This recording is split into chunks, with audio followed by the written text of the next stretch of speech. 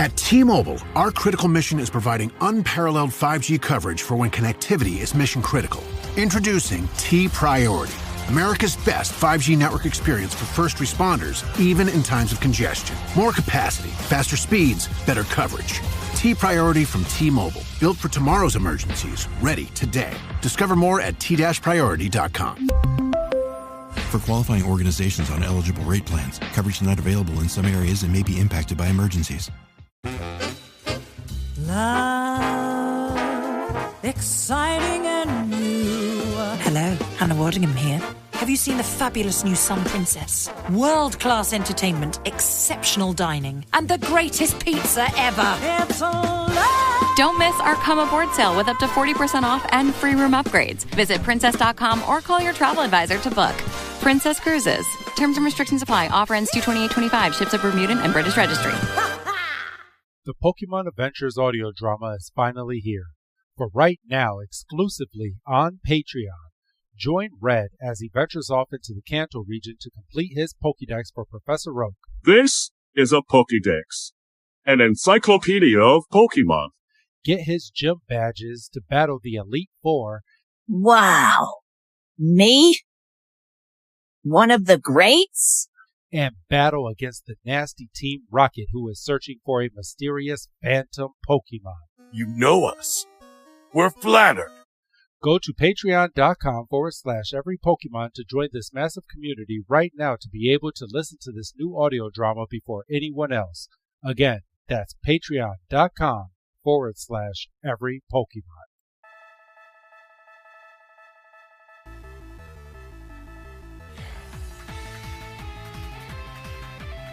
Welcome back, everybody, to another fantastic episode of the Every Pokemon Episode Ever podcast. It's another mashup, my friends. I am one of your hosts this week, Professor Chris G, and on the other line with me is the man that I just rescued 5 minutes ago. It's good old Dougie Fresh. Dougie, my man, how you doing?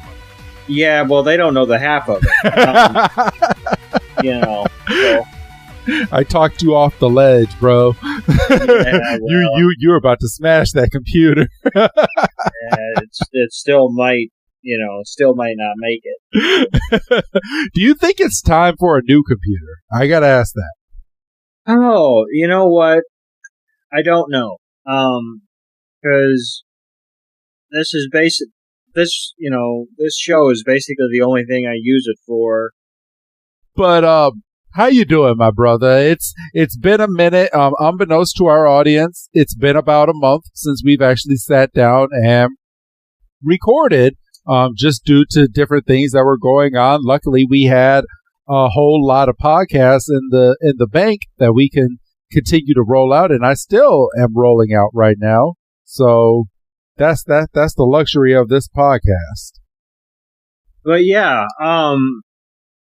in terms of how I'm doing, I'm doing pretty well. I mean, jokes about, technology aside, like you said, happy to be here, happy to be doing this mashup because, you and I kind of talked the other day that mashups are a little bit easier to do because they're just kind of a little bit more free flowing.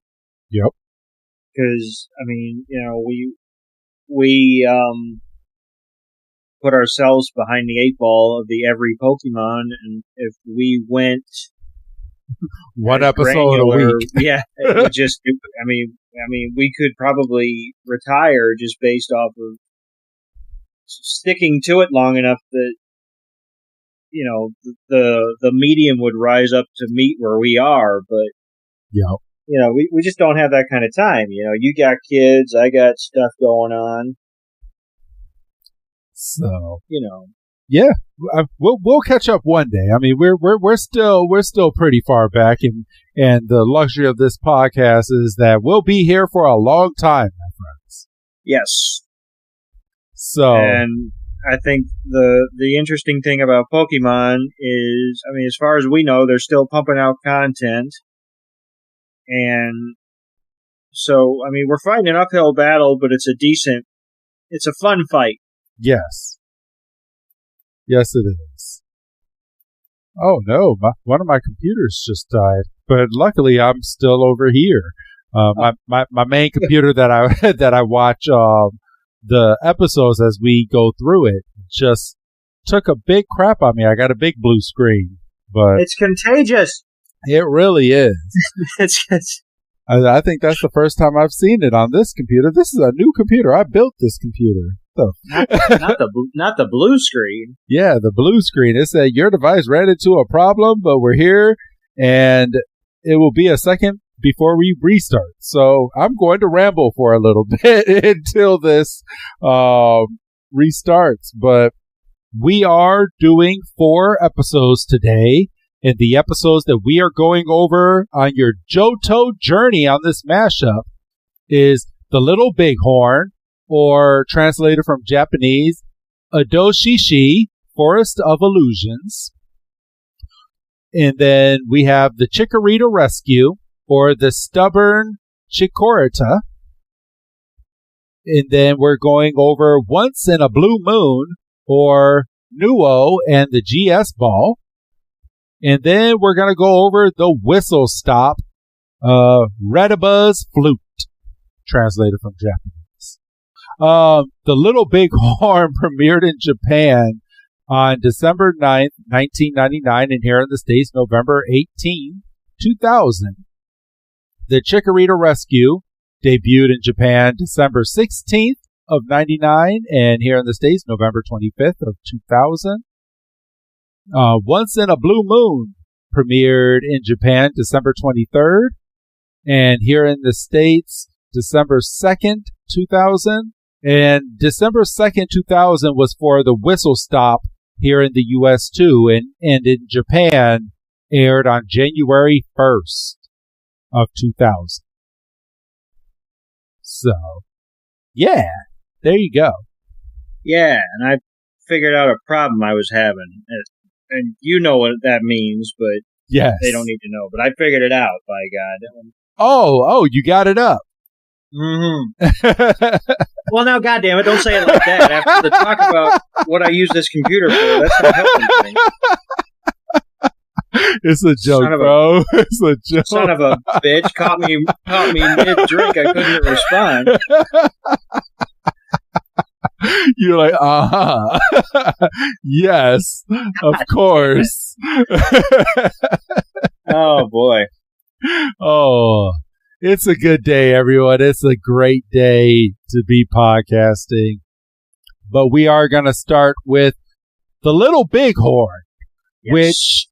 which revolves around Ash and a Stantler, and it's a baby Stantler.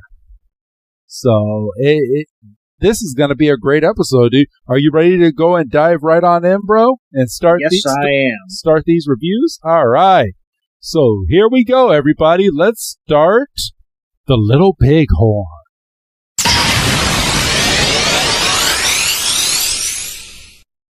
So our heroes arrive in a city, and they see something sticking out of a bush. And Ash, of course, uses his Pokédex, and the Pokédex is like, oh, this is Stantler. And Ash is like, oh, cool. You know what? I'm going to catch it. Because, I mean, why wouldn't you? Right, bro? Well, I mean, that's at least a fair reaction, you know. I mean, I feel like in the span of the 4 episodes we're going to be covering, I'm going to catch it was the knee-jerk reaction a couple times. And, I mean, quite frankly, coming off of the Horizons episodes that we've been talking about, where Liko and Roy seem to almost, I don't want to say reluctant, but like, you know, because Roy especially is... Well, they don't have their own Pokeball, so we kind of have to give them a break, because, I mean, they're traveling with they're traveling with the explorers, and or not the explorers, the Rising Boat Tacklers, and they're just kids. They're supposed to be in school. They have no money. They don't have any of that. So the Rising Boat Tacklers give them Pokeballs anytime they see that a Pokemon is ready to be caught to come onto the journey. They're not out wandering like Ash, Brock, and Misty are. Well, that's all well and good, but you could also chalk that up to a lack of initiative. Well, they have no money. Well, okay, but when has money ever come up in the world of Pokemon? I mean, you would think that Ash was given money after each gym battle, and Ash didn't really carry around too many Pokeballs because he only carried around enough Pokeballs to have Pokemon on his waist. It was very rare that a Pokemon was actually transferred somewhere else. Well, yeah, that's true. It was very far in his journey before we figured out the whole 6 at a time. Anything extra would get transferred back to Oak. Yep. So, but that, again, I could chalk that up to Ash just being a one-track minder. Yeah. And Ash and Liko and Roy are two completely different types of trainers. So, like me and you, when we're in the video game, we're making sure we're stocked. We're not leaving a town unless we have some money, some Pokeballs, like some stuff to be able to catch these Pokemon so we can go ahead and catch these Pokemon. And that's kind of how Ash was. But Liko and Roy, Liko was perfectly fine with just her Sprigatito. Yeah, she was. And she still is, I think, in a way. Yeah. So I'm prepared for that to be proven wrong here in the next episodes, hopefully. So, as we continue, Ash is about to catch the Stantler, but Brock is like, wait a minute, hold on. I think something's wrong here. And he identifies that the Stantler is injured. And Brock goes over and he starts acting like a Stantler. Easy now, pal.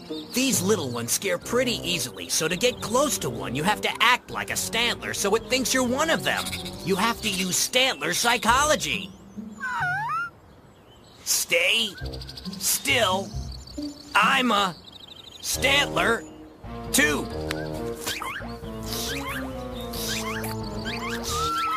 I think you're scaring it, Brock. He's definitely scaring me.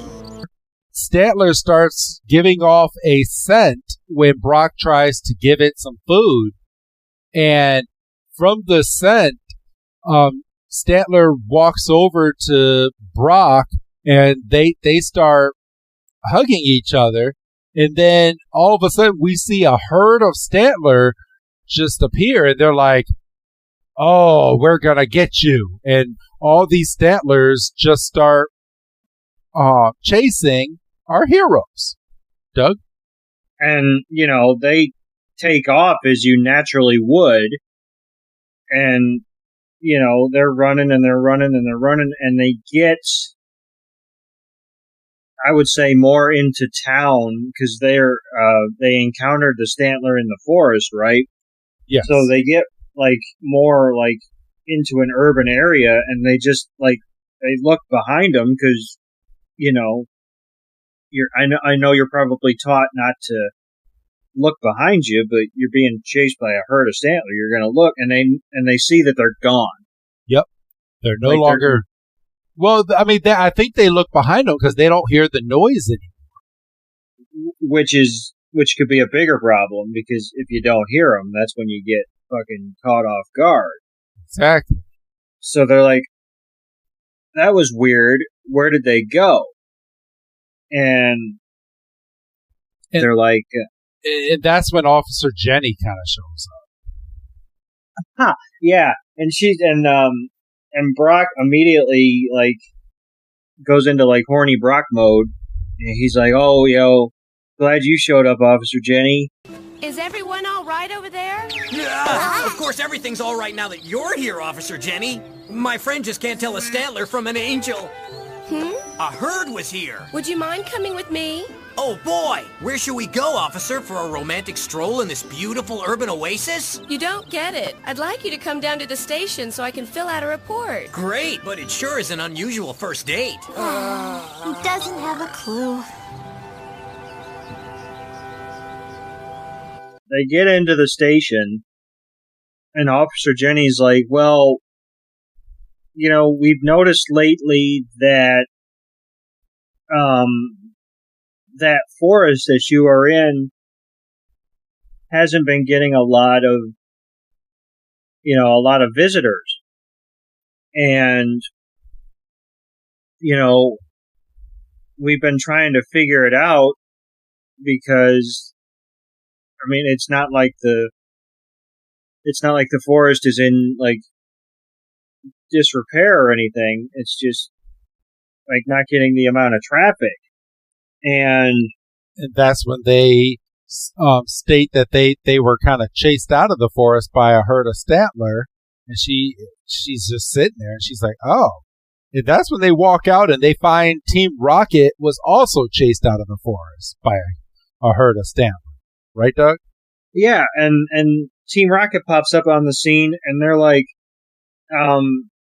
you know, how can you just be standing there when there's a herd of Stantler, you know, basically breathing down our necks? And then Team Rocket looks back, and once again, no Stantler. They're like, where'd they go? And then you see in an alley, Stantler's antler poking out, and then you see all the herd of Stantlers starts coming down the road again, but only Jesse sees it, or no, all of Team Rocket see it, and then that's when Officer Jenny and Ash and them, they're just looking at the herd, and then Brock is looking at the herd as well, and he's noticing that these Stantlers are not real. These Stantlers are going through glass, they're going through poles and all of this stuff, and Brock is like, I figured it out. And he just tries to stand out there and be all hero. So he stands there, and, you know, obviously, Misty and Ash haven't seen it like Brock saw it. So they're like, what are you doing, Brock? Quit playing hero. You're going to get yourself killed. He's standing there, and he's like, you don't have to be afraid, Stantler. And just, we as the viewer, we see Brock take a hit. Yep. So we're like, oh my God, Brock's an idiot. He's dead. And, you know, the frickin'... They just go through him. They go through him, and, you know, I want to say there was smoke because, I mean, and maybe we were looking at it from the perspective of somebody that didn't see what Brock saw. So we saw smoke.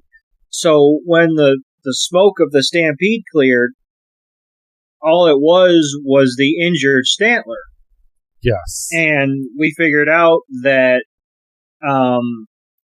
the baby Stantler was producing the herd as a defense mechanism through its psychic powers because it's scared. And because it was scared, it knew it was her. So they get, they get Stantler some attention. And, you know, I mean, it's Pokemon, so it's like, you know, a little bit of spray and a bandage. And Stantler basically imprints itself on Brock because it sees Brock as somebody that it can trust because it provided Stantler with the help. Yeah. And Brock's a better person than I am. As in what? Because I would have caught the thing. Oh. Straight up. I would have said, oh, this Stantler trusts me. Bet. Here's a Pokeball. Go in the Pokeball and I will care for you. Well, I mean, I think he would have ended up giving up the Stantler as well. Yeah. A little bit later on. Even if he did catch it, I think he would release it. this is something that I could have looked up after I finished the episode, but I didn't think of until just right now. Does Stantler evolve? It evolves into a weird ear, but not in this generation. I was going to say, I don't remember Stantler evolving, because Stantler, like I've gone over multiple times, like gold and silver, ruby, sapphire, that's like my breadbasket. Yeah. And I was like, I don't remember Stantler evolving, but yeah, okay. It evolved a part of Gen 8 in Legends Arceus. There you go. Oh, okay. Oh, wow. Okay, so relatively recent. Yes. Okay, damn. He is Pokemon 899 in the Pokemon. Ah, damn. What's 900, just for shit? 900 is Cleavor. It's the evolved form of Scyther. Oh, Scyther of Jiminy Cricket. Boy, I really have fallen on. Oh, yeah. Scyther has a few different evolutions. So it had the only one I knew of was Scizor, and that's with the metal coat. Yep. And then this was and Cleavor was announced in Legends or released in Legends Arceus as well. It's one of the prehistoric Pokemon. Oh, okay. Well, that makes sense because that's what Arceus is centered around, right? The prehistoric stuff. Yep. So, but all right. So if I'm good for anything on this podcast, by God, it's tangents. Yeah, I mean, hey, it's a good thing though. But we back in the episode. Brock brings Brock. I was about to say Weird Ear. He was about to say Weird Ear. he brings Stantler back over to the forest, and he tells Weird Ear, "All right, we're done here. You need to go back and go back to your herd and leave these nice people alone." And Stantler is sitting there, and it's sad, and it's looking back. And Brock is about to shed a tear, but he can't shed a tear because he has to stay strong for Stantler. But Stantler doesn't know where its herd is at. So it's just going back into the forest to be scared again. Yeah, this was kind of uncharacteristic for Brock, I feel, because, I mean, I understand you need to go back and be with your own kind. I can get behind that, but go on, use your animal instincts, you'll be fine. Yeah. That's not cool. No, it's not. And this is where we see Team Rocket going down, and their bright ideas to catch all these weird ear. Wow. I messed you up. I apologize. You me up. All these Stantler. And Stantler gets scared again and starts giving off its scent. But as it's giving off its scent, Team Rocket drops in a huge, deer, robotic deer, to go and catch this Stantler, and it catches it. And they catch it in a net, and Meowth ends up having some sympathy for it. Brock ends up noticing that it was Team Rocket going into the forest, so he meets them over there, starts battling them with his Onix. Onix breaks up the robotic deer. Pikachu tries to blow Team Rocket into smithereens, but misses, and Team Rocket gets away with the Stantler. And then as they're getting away with the Stantler, we see something come through and just cut Stantler's netting. So Stantler goes falling to the ground. Ash goes over, releases Bulbasaur for all Bulbasaur is good for is his Vine Whip, and catches Stantler. And Brock catches Stantler in his arms as Stantler starts falling towards the ground. And this is where Team Rocket finds out that their balloon has been cut in half. And then they look behind them, and there's the herd of Stantler. But they're not scared. They're like, "Oh, we know you're just an illusion." And then all of a sudden, these Stantlers start gunning for Team Rocket. They headbutt him, and Team Rocket goes blasting off, and the Stantler is reintroduced to its herd, and it goes on and continues this adventure with its herd. And that was basically it for that episode. Yeah, this was very much a one note. There wasn't really a B story to speak of. And the one thing I'm glad that they didn't do, and it's one of those things that just kind of popped into my head as you were kind of running down the episode, because you mentioned that Meow felt a little bit of sympathy towards Stantler as it was being captured. Yes.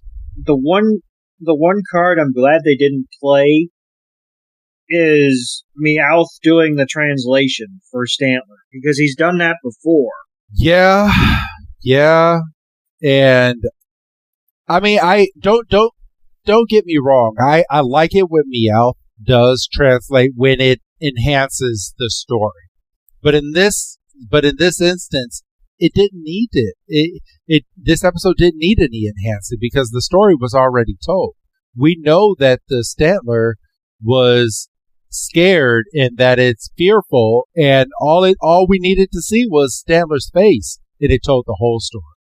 Yeah, we didn't need that extra sympathy on the Stantler. We understood the Stantler's, fear and issues. We didn't need Meowth putting like actual, because all he would have had to do was say the Stantler keeps saying "mommy" over and over, and then that's like, okay, I don't need this Bambi ass episode. Yeah, exactly.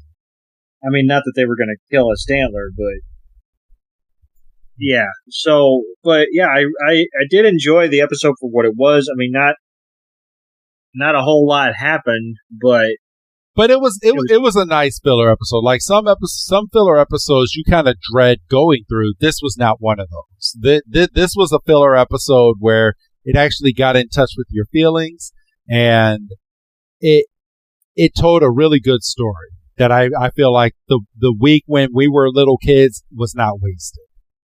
No, and that's the other thing. You gotta kind of put yourself in a headspace where you're only getting one, maybe two a week, and then you have to wait. You're not getting a mega binge these days.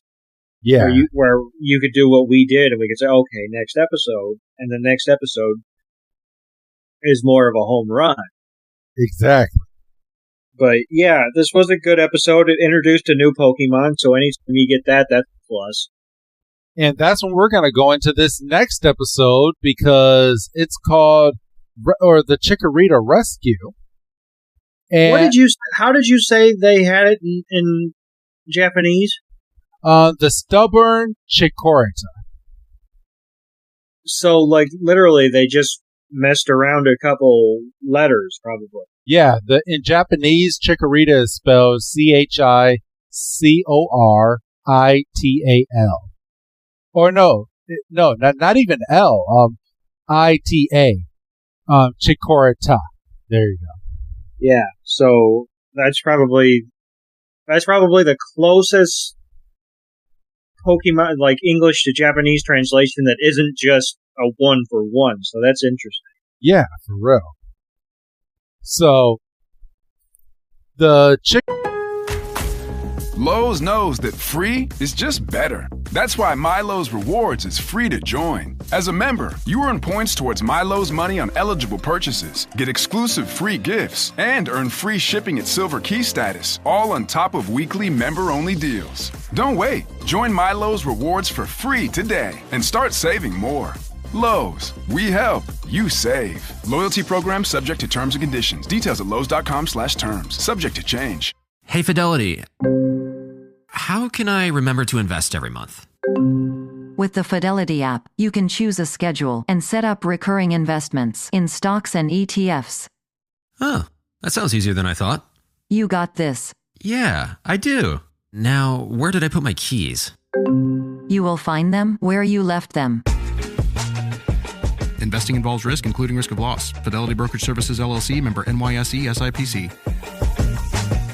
Chikorita Rescue. So, if you remember, a few mashups ago, we were introduced to Chikorita when Chikorita was it Casey? Yeah, it was Casey and her Chikorita, but Ash did not get a Chikorita. Why? Because that Chikorita that was at the professor's was given over to Casey.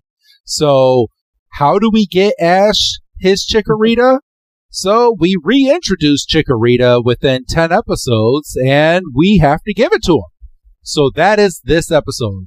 This is the tale of Ash getting his Chikorita. And Chikorita becomes a nice stable in the rest of this Johto series going forward.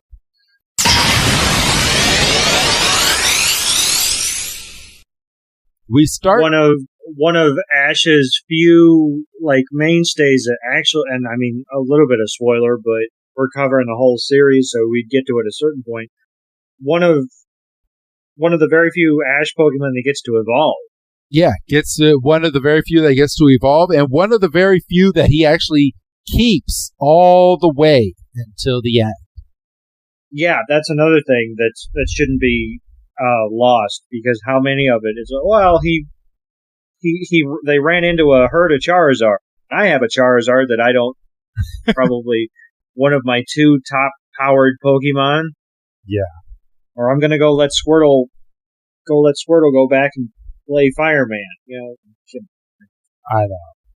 So, alright, so like Officer Jenny couldn't get another Squirtle to go over there, but I guess Ash trained his Squirtle so well that there was no other Squirtle in the whole world that was like his Squirtle. So there you go. That's Ash's problem. He's just too damn good of a trainer. And people want his Pokemon. You don't see other people giving him their Pokemon. No. I mean, even though a lot of he falls ass backwards into all of these Pokemon. But I mean, they might as well give it to him. But these trainers ain't giving up their Pokemon. Oh no! Since we're on that topic, and I know we covered at the end of this episode, he doesn't even catch Chikorita. Oh, does he not? He doesn't catch Chikorita. Chikorita just jumps into his arms, and he's like, "Chikorita's my new Pokemon." He doesn't even make it official. Oh yeah, Chikorita does go right into his arm. Holy crap, bro! Holy crap. I didn't even notice that until you said it right now. But Chikorita gets a Pokeball off screen, everyone. So we start this episode with our heroes running into a Chikorita that is sunbathing on the ground. And the Chikorita is sunbathing, and Ash basically, in so little words, goes, "All right, guys, this is this is for me. I didn't get Casey's Chikorita." Okay, I'm gonna catch this one.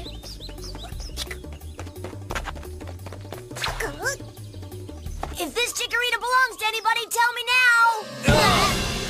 If you don't, I'm gonna capture it. Don't say I didn't give you fair warning. You better keep it down, Ash, or you're gonna scare Chikorita away. And as soon as he says that, Chikorita kind of opens her eye, and she's like, "This son bitch thinks that he's gonna what?"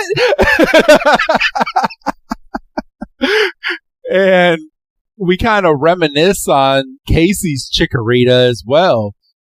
And this Chikorita just wakes up, and it's like, "Yeah, you're not catching me." And it starts waving its leaf on its head. Ash sends out his Bulbasaur, bro.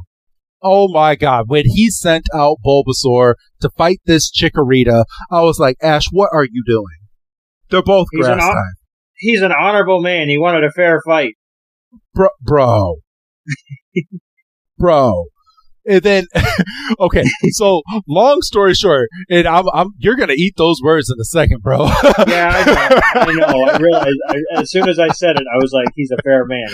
Anyway, never mind. Never mind. So, Bulbasaur and Chikorita are battling, and Bulbasaur gets a nice solid tackle in on Chikorita.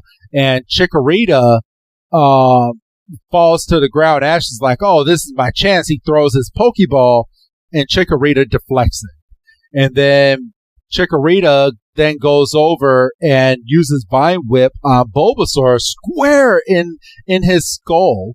And it shouldn't be that effective, but Bulbasaur was over there and he started crying. And Ash is like, all right, Bulbasaur, you don't need to battle anymore. I'm going to send out Charizard. And fucking Chikorita is a tough son bitch, because Chikorita is like, oh, you want to send out a big old dragon? I can take it on. And Ash is like, Ash literally tells Charizard, use Flamethrower on this Chikorita. And Charizard is like, all right, bet. And doesn't even hesitate. Not at all. Dude, he put his foot on Chikorita's head as Chikorita was trying to go over and tackle it. So, okay. So envision this, everyone. Charizard puts his foot on Chikorita's head as if he was putting his hand on Chikorita's head, and Chikorita's trying to like square up and trying to fight, but Charizard's like, yeah, I'm too big for this. And then Ash is like, you know what? Flamethrower, and let's char this Chikorita. And char this Chikorita. Yes. And as soon as he says that, freaking Chikorita is like, oh, you're going to char me. And it does Vine Whip, grabs Charizard by the foot, and just flips him on his back. And Charizard flamethrowers the fuck out of Ash's face. I was like, oh my God, this is great. I was like, let's just stop the podcast right here. That's it. That was the episode. And freaking Chikorita's like, all right, I'm going to Razor Leaf you. Charizard chars the leaves, and Chikorita's like, oh, I'm still in this battle. And Charizard goes and flies in, and fucking, oh my God, the strength of this Chikorita just Vine Whips Charizard square in the head again. Or not again, but just like it did Bulbasaur. And Charizard goes crashing to the ground. I was like, what? Little scrappy little thing. Yeah, and Chikorita kind of gets caught up in this whole thing too, because while it's using its Vine Whip, its Vine Whip gets tangled on Charizard. It takes Chikorita for a nice little ride, and Charizard goes and flies into a rock wall, and so does Chikorita. Doug? So, once again, much like Brock in the first episode we covered, I don't think that Ash is a better man than I am. I think Ash is just dumb. Because his whole point was, I'm going to catch this Chikorita because I actually found a wild one that some little kid's not going to come out of the woodwork and try to arrest me for trying to catch.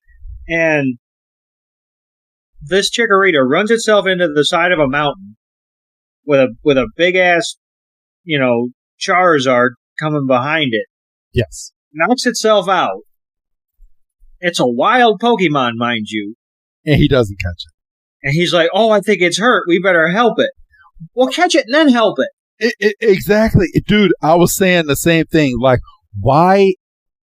So, what was the goal of the flamethrower on this little baby Chikorita if it wasn't to hurt it? Like, if the flamethrower hits, it's going to be, oh my gosh, I can't catch it. It's burnt. What were you doing? What? Dude, I think Charizard would have killed it. Well, let's not, it's a kid's show. Which is why Ash got flamethrower. Because they can't have they can't have a Charizard flamethrower or Chikorita on a kid's show. No, but Ash can get thundershocked and flamethrowered, and he can catch a water gun in the face. But yeah, so the Chikorita's out. And they're like, oh, it's hurt. We better go take it to a Pokemon Center and help it. Well, there's no law that says you couldn't catch it because it was knocked out in the heat of battle. Yes. Not even like by accident, like it saw you coming and ran away and ran into the... No, you were actively battling the Chikorita. So he's like, well, we better go help it. So, and So they take it to the Pokemon Center. Brock gets to be horny over Nurse Joy. Yippee. He gets, in order to distract Nurse Joy from Brock, Misty and Ash are like, well, I have this hurt Chikorita, and while you're at it, you might as well look over all my Pokemon. And poor Brock gets shoved to the corner. He's like, but I was here first, which, he was, but that's not the point. Let's not gloss over as well. We did see that Team Rocket is going to be in this episode as well, because Team Rocket saw the battle with Chikorita and Charizard, and now they're like, oh, Chikorita went toe-to-toe with Charizard. We need it. Let's catch it. Which makes sense. Yes. This is one of the few times that I'll give OG Team Rocket some credit for taking some initiative and being clever. They're like, this little Chikorita went toe to toe with probably over. Well, can a Pokemon be over leveled if it's on its third evolution? Probably not. I would say his Charizard is in the 50s at this point. Yeah, that's probably fair, because it probably wasn't getting a lot of experience when it wasn't listening. Yeah. So anyway, Team Rocket's like, well, they went toe to toe, this, and they're not even trying to steal it at that point, because once again, it's still wild. Yeah. So it's fair game. They would be within their rights. So, and they show up to the Pokemon Center in a fake ambulance, and they run in there and they steal it. And you know who I blame for this? Nurse Joy. Nurse Joy, 100%. Yes. Because she doesn't ask for papers. She doesn't ask for identification until they've already gotten Chikorita. They've got the Pokemon, and she's like, "Hey, wait a minute! I don't know who you guys are. Let me see your papers." And Team Rocket, being Team Rocket, can't help themselves, and they're like, "Yeah, this Chikorita's ours, but you know what? It's wild, so nah." And once again, Team Rocket was doing nothing wrong other than being a little scummy. They were on the hunt of a wild Pokemon. Yeah. Ash. I don't know. I was just disappointed. I wasn't expecting Nurse Joy to be so gullible. I know. I was just disappointed because Officer Jenny doesn't put up with no shit. No, but Nurse Joy. It seems like all Nurse Joys, but the one that we saw in the Orange Islands that swims from island to island. I think all the Nurse Joys are soft so far. Right. And the island hopping Nurse Joy just can't afford to be soft. No. Because she swims freaking miles every single day to help out and tend to all these Pokemon. So but alright, so Team Rocket gets away with Chikorita, and Ash goes running after this Chikorita to the extent that he's jumping off cliffs onto the Team Rocket, which I'm shocked they put into a kid's cartoon, because reenactment. Back in the day, even in the 90s, you didn't want to put things like that on a TV show because you don't want kids reenacting what they're doing in the cartoon. No, and I feel like this is probably a little before Jackass. Yeah. No, this was in the prime of Jackass. Jackass came out in, 98, 99? Oh, I didn't have Jackass being until, early 2000. That's not relevant, but yeah, and you might say, well, is a little kid going to get out of a car and try to jump from a moving vehicle? You wouldn't hope so, but you can't rule it out. Let's see. Well, the movie premiered in 2000. Oh, no. Hold on. The franchise was born with shorts in October of 2000. So, yeah, it had just come out, bro. Yeah, because this episode, November 25th, 2000. Yeah, so yeah. A little kid could see this episode, see Ash jump onto a moving car, and then flip a couple channels to MTV, and who knows what they're doing. your kid shouldn't be watching MTV. Well, who are you to tell me how to raise my kids? Exactly. So, all right. So back to the story of Ash and this Chikorita. I mean, we already spoiled that he gets the Chikorita at the end, but how does he get it? So, Team Rocket goes into the mountains where it's all snowy, and they're inside a cabin, and they got this Chikorita. And they're telling Chikorita that they want Chikorita to be under contract with them, and that a footprint is binding, so just go ahead and sign here, Chikorita. And this is where Ash breaks into this cabin, throws snowballs in on Team Rocket, and that's where Meowth is like, hey, you're not getting away from here. And he clicks some type of device.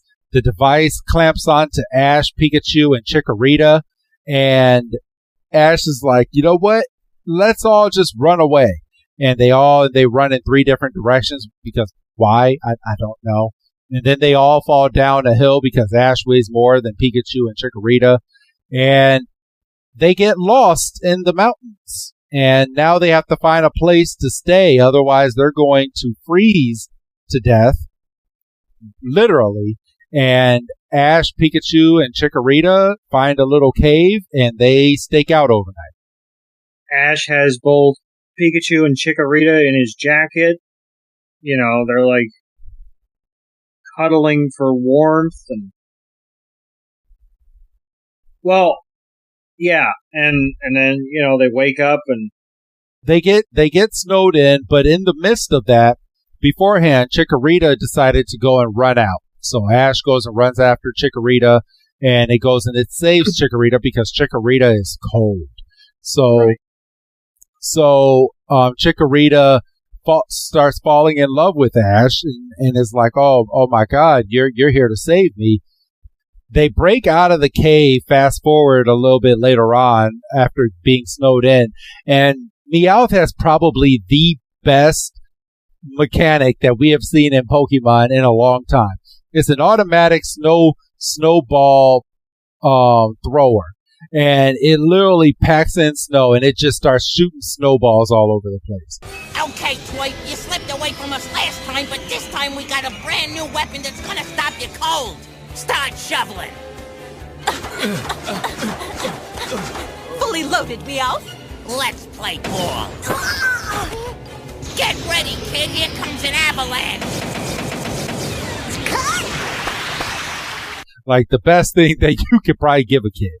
And Chikorita goes over, hits a switch, and the Team Rocket snowball machine starts going haywire, and it starts snowballing Jesse and James. So they start running all over the place. Pikachu goes over and does its Thunder Shock and fries Team Rocket. The device blows up, and Team Rocket is gone. So this is where we meet back up with Brock, Misty, and Nurse Joy. They find Ash the following morning. And Nurse Joy says that she will care for Chikorita, but Chikorita doesn't want to stay. And Chikorita is like, I want to go with you on your journey. So Ash is like, oh, is that true? You want to come with me? And Chikorita's like, yeah. And that's where you alluded to at the beginning of the of us reviewing this episode, Doug, that Chikorita just jumps into his arms and he's like, I got a Chikorita. And that was the end of the episode. And he does the little This episode is brought to you by Coffee Mate. After watching this season of the HBO's original series, The White Lotus, this is the tropical getaway I needed. One more pina colada, please. Hey, you're not on mute. Oh, I thought I was in paradise. Turns out it was my Coffee Mate. Coffee Mate Pina Colada and Thai-iced coffee flavored creamers. Inspired by the newest season of HBO's original series, The White Lotus. For the love of coffee. Try now. Here at the Almond Joy Factory, where tropical vibes abound, we use soft, fresh-tasting coconut. The crunchiest almonds and delicious chocolate candy. Ah, but do you know what our most important ingredient is? Sometimes you feel like a nut. Sometimes you don't. Almond Joy's got nuts and something even way better than that. Yes, Almond Joy is made with almonds and joy. Pardon me, he does a little peace sign pose, and something. Misty says something about, Ash and Chikorita make a great team, and no, yeah, team's stubborn, and everybody has a laugh, and that's it. No official Pokeball, no 3 shakes and a catch, nothing. So, all right. So this next episode that we're going to go over, this one, we're not going to go over like word for word or like point for point, because it's kind of it's one of those filler episodes where we can kind of have a small conversation about what's going on in it. But this is where we get introduced to Quagsire in the episode Once in a Blue Moon.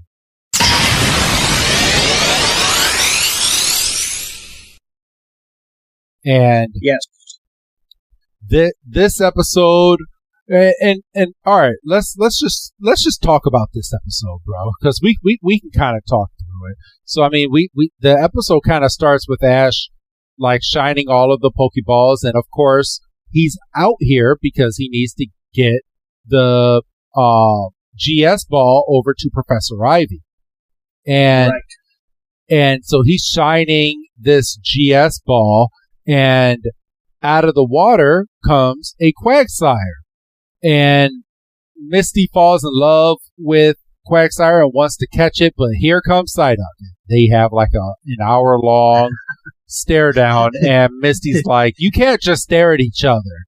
And then out of nowhere, the GS ball rolls, and Quagsire grabs it and takes off. So this episode is going to be about getting back the GS ball. Stand here all day. Yes! Come back! That's the GS ball! Hey, wait! Squirtle, bring back that GS ball before Quagsire gets away! Squirtle!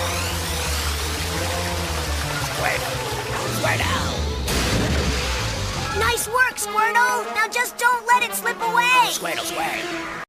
We end up finding out a little bit later on in this episode, bro, that Quagsire, they in this area, one, you can't capture these Quagsire because the Quagsire are protected, and so Ash and the gang almost literally are like in custody, and they have to like call Professor Oak, and he's like, no, I didn't warn them. I forgot. It slipped my mind. They didn't know, and Officer Jenny literally says, oh, okay, I'll drop the charges. Yeah. So, like, they were like, and I'm holding up my fingers, and this is a audio podcast, but they were like this close to actually legitimately getting arrested, which would have been probably the first time since they got arrested by that corrupt mayor. Yeah. So the first time in a while. It's the first time in forever. But and it wouldn't be an episode if you didn't have Brock over here going, well, you don't want to arrest us, Officer Jenny. I think you're pretty. And she takes out some handcuffs, and he's like, oh, you really do want to arrest us. Fuck.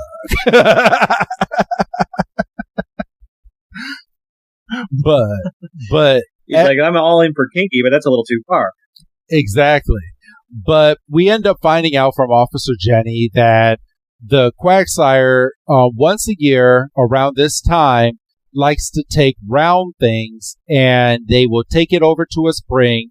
They will play with it for a couple hours, and then once the full moon comes, they will take the round items, spit it over a waterfall, and it will start going down the stream. So everyone can get these items back. And it said that if you get your item back, that it's good luck, and that the person that gets their item back last is gets the best luck of them all. So this whole episode, bro, was Quagsire trying to take the GS ball, and this is actually the first episode that we get Chikorita actually being territorial of Ash, because there comes a time when Quagsire is trying to take the GS ball, and then Misty and Brock get too close to Ash, and Chikorita's like, "Who are you guys?" and just starts whack, whack, whack, whack, whack, and just starts attacking them, and then goes over and just starts hugging Ash. And it's like, "I'm your only Pokemon. I'm the only one that you," right, bro? Yeah, and this probably too deep for a kid's show, but I could see, honestly, Chikorita kind of trying to go like single white female on Ash's other Pokemon, but I could definitely see Charizard especially not being up for that shit, and Pikachu being like, "Well, I've been here since day one, so you can kick rocks." But like in a few episodes, and I don't know if you remember, it starts bullying Pikachu. Oh, I do kind of remember that, yeah, like vaguely. Because Chikorita gets jealous of Pikachu and not only will it like do like slick things, but it'll hit Pikachu, it'll trip Pikachu, and like Chikorita holds back no punches when it comes to trying to be Ash's number one and Ash's favorite.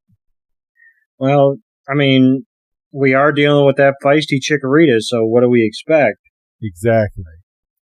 So, all right, but yeah, so Quagsire finally gets a hold of the GS ball, and the episode is literally Ash just running. Ash, Brock, and Misty just running, trying to find this GS ball, because now they don't have it to give over to Professor Ivy. And this is when they start seeing a bunch of small things in the stream start like floating away, and Ash's like, maybe if we follow these circular items, we'll find the Quagsire.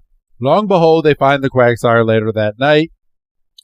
They see the Quagsire with the GS ball, and Ash's dumb butt goes, "I'm gonna capture this Quagsire," and he has to be reminded that they will go to jail. Wait a second, Ash. What are you doing? I'm gonna capture it. I gotta get that GS ball back. But Officer Jenny made us promise that if we saw any Quagsire, we'd leave him alone. Remember? Oh yeah, that's right. Ash, we'll keep our eyes on it so it can't get away. Yeah, sure. Like I say, Ash's train of thought goes all over the place. Yeah. You know, he's like, well, I'm gonna catch it. I'm going to catch this illegal Quagsire, but I'm not going to catch the Chikorita that got hurt in the heat of the battle. You know, so and I also feel like the fact that Misty and Brock and Ash followed the trail of the items and found the Quagsire, like, together doing the ceremony. I feel like this Quagsire ceremony isn't supposed to have an audience. No, it's not. And it's funny because Team Rocket also gets the idea of going and capturing all these Quagsire that they get a claw machine, but these Quagsires are so slimy that they can't catch them. They can't even grab it. And that's when they're like, okay, let's go back to plan B from last week, and we will use a net again. So they use the net, and Team Rocket ends up getting beat, of course, by Pikachu, and Bulbasaur cuts the net down, and they get blown away, and that's it for Team Rocket. And then all the Quagsire start swimming upstream so they can start shooting over the circular items over the waterfall. And then here we go, it's morning now, and Ash's GS ball was the final thing to come down the stream. So he is the luckiest out of everyone with his item. Doug? Would it have been funnier if, like, Misty had an item taken that we didn't see, and, like, Misty's item was the last one, and she's like, oh, I forgot I even had that, or something. I think it would have been funny if her last item coming down was her Pokeball that had Psyduck in it. Yes. 100%. 100%. And then Psyduck just pops out like, Psy? Yeah. Because it actually 100%. Because it stayed in the Pokeball the whole time that the Quagsire had it. That would have been funny. I would have laughed. 100%. We just wrote a better end to a 24-year-old episode. Yes, we did. Hindsight 2020. Wow, that's crazy. So, all right, we're going to get over into the final Johto episode that we have for you for this month, and it is called The Whistle Stop. And this one is revolving around the premiere and debut of Ladybug. So, this one starts off with Ash and his friends, and they're approaching a new town, but they're not quite in a new town yet. Team Rocket is on a bridge, and they're going to use this cage to get some new Pokemon. But the cage is too big, and it breaks the bridge in half. So Ash and our gang are now stuck, and they have to find a way around this bridge. And that's when we get introduced to Ariel with her Ladybug, and she's on like a little swing. She has, she has 6 Ladybug carrying her on a swing, and she's like, I can help you out. Thank goodness you've come to save us. You're just like an angel from out of the blue. Can I help you with something? Yes, miss. We need to get across the water, and Brock needs to get back down to Earth. You floated down from the heavens to aid and comfort me in my time of desperate need. Fate brought us together, but no power in heaven or on Earth will ever tear us apart. We just want to cross the river.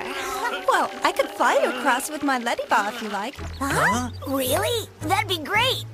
Thanks, Oh, my name's Ariel. What's yours? Hi, my name's Ash. Nice to meet you. I'm Misty. We'll take you over one at a time when you're ready. We're ready when you are. And then they end up finding out that the Ladybug is a part of a flower farm, and they basically pollinate all of the flowers and the trees and everything that's around the area. Doug? So Ash has the bright idea of, oh, I have a Heracross. He can help the situation. No, Heracross is just hungry. Just goes right for the sap. I mean, did he not learn from previous episodes that that's what Heracross does anytime it's near a damn tree? Like, I just slapped my head. That's how he taught Heracross to begin with. Exactly. But we find out that Ariel has a special whistle that she trained her Ladybug with, and that's when Team Rocket makes their way into the episode, and they're like, oh, we need that whistle. And they go over and they take the whistle from Ariel, who has introduced to us that whistle is a family heirloom, and nobody's allowed to touch that whistle besides her or anyone within the family. Because Ash asked to use it, and she's like, no. So Team Rocket steals it.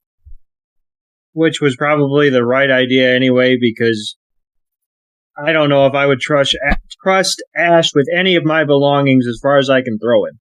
Well, not even just that, but especially a whistle. Like, why would I want you to put your mouth on my whistle? I don't even know you like that. I just met you. You know what? That's also true. I didn't even think of that. That's kind of grody. Yeah, just a little bit. And spoiler alert for the episode, I don't remember seeing her wash it off at any point. No, and Jesse and Meowth both put their mouth on this whistle. Yeah. So all right. So Team Rocket's balloon gets gets trashed by these ladybug. They go blasting off, but they go blasting off with the whistle. So now it's our gang with Ariel trying to find this whistle in the forest. And Team Rocket captures these Ladybug as well, and they're trying to use the whistle, but Ladybug is not listening to them at all when it comes to the whistle. So we find out Ariel has very little confidence in herself, that she's like, oh my gosh, I just got this whistle, and now the whistle's gone, and it's a family heirloom, and now I'm scared that my Ladybug are not going to listen to me anymore. Like, what if I get these Ladybug back and they have low confidence in me and they don't want to listen to me anymore? Don't worry, Ariel, we'll find him. Yes. But even if we do find my Ladybug, I have a feeling they're all going to stop listening to me. That won't happen, Ariel. It's already happened once. Without that whistle, they'll never listen to a word I say. Of course they will. They just got confused by Lickitung Supersonic. I hope you're right. Because I just can't imagine what I'd do if my Ladybug don't come back to me. I can't even think about life without my beautiful Ladybug. Listen, Ariel. Who raised those Ladybug and trained them and took care of them when they got sick? Me. I've done that ever since they were little tiny babies. That's what's important, Ariel. What's in their hearts? That whistle doesn't matter. Team Rocket's over there trying to work with the whistle, and they can't get it to work. And Meowth has the whistle, and he kind of plays a funky note, and James especially is kind of taking the piss out of him. But behind him, he sees that Arbok is kind of reacting. And Meowth's like, oh, hold on now. He tells Arbok to use Dig, and Jesse's like, hey, Arbok's not going to listen to you. And then he plays the fucking whistle, and Arbok listens. And he goes over there, and he scares the out of the Ladybug. Ladybug and Ariel end up meeting back up with Team Rocket, and they're all battling each other. And Team Rocket ends up losing the whistle again, and Ariel takes the whistle, and she tells the Ladybug to start pollinating, and they start pollinating on Team Rocket, and they're also let loose out of the netting that they were captured in, and Ariel finds out that she doesn't need the whistle to tell the Ladybug what to do or to have them have confidence, because she just ordered them to use some attacks to try to get free, and they listen. Doug? And pardon me. And so, Ariel's kind of got some confidence, and we kind of end the episode because, Team Rocket gets shit canned because, of course they do. They're the bad guys. Yep. And, we do the standard thing of, let's say goodbye to this character that we're never going to see again. I'm not even going to ask you because I know the answer. Yeah, no, she comes back in like 3 episodes. You're fucking with me, and that's not funny. I am fucking with you. That's not funny. I mean, you said it with such confidence. I was like, if this is the one time, I'm going to feel bad. But so they say goodbye to the character that we're never going to see again. And so, yeah, she's basically like, I'm going to start using the whistle less and less. And that's the end of the episode.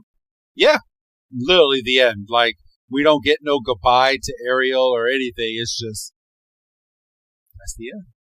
So. That's it. All right. So let's go through these. It's been a night. I'm gonna go ahead. I'm gonna rate some of these myself first this week, and I'm gonna start with Little Bighorn Doug, and I'm gonna give that episode about a 3.5 out of 5 stars. How about you? Ooh. That's to me, that's a little high. I was going to say 2.5 being generous.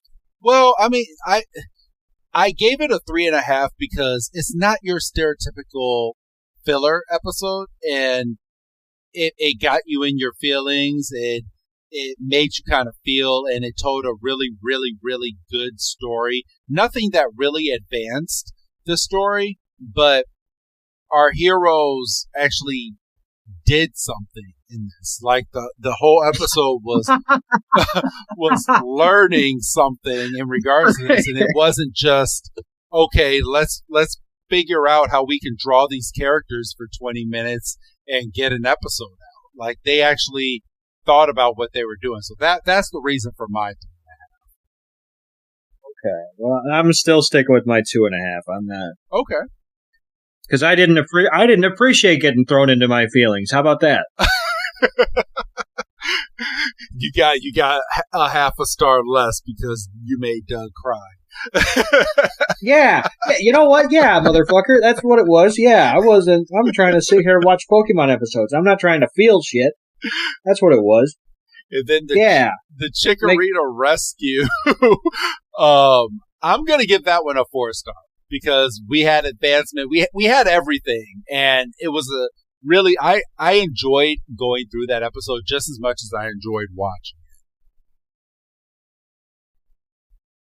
it. Yeah, I'm going to agree with you. I was really considering giving it a 4.5, but I took a half a star off just because he didn't catch Chikorita. Chikorita just kind of said, I want to go with you, and Ash was like, bet, and he did a little peace sign. Yeah. And I feel like I felt insulted by that peace sign. Once in a Blue Moon, I'm going to give that one a 2-star. Is what I'm going to. That was filler as all filler for that episode. How about you? Yeah, I'm in complete agreement there. We could have missed this episode and not missed anything. Exactly. And you know what? I'm going to do the same with the whistle stop because it was just there. I mean, and come on, it took us 10 minutes to get over that episode. So I'm going to just say 2 stars for that. Yeah, I'm with you. Okay. I don't think it was that bad for a 1-star because I mean we've given 1 stars in the past, but outside of that, I think we're good to go. Doug, any last words for this episode? No, just glad to be back. We've dealt with a little bit of technical issues, but hopefully that doesn't come through when the fine people click play. Yeah, I'll do some nice scrubbing. So you're good. So, and hopefully we can kind of, I don't want to say right the ship because that's kind of insulting to us, but hopefully we'll have the kinks ironed out the next time we get on the headsets. Absolutely. So go ahead and say your goodbye, Doug. Goodbye, Doug. And this is Professor Chris G telling all of you we will be back next week with another Horizon. So we'll see you again on the flip side. Have a good night.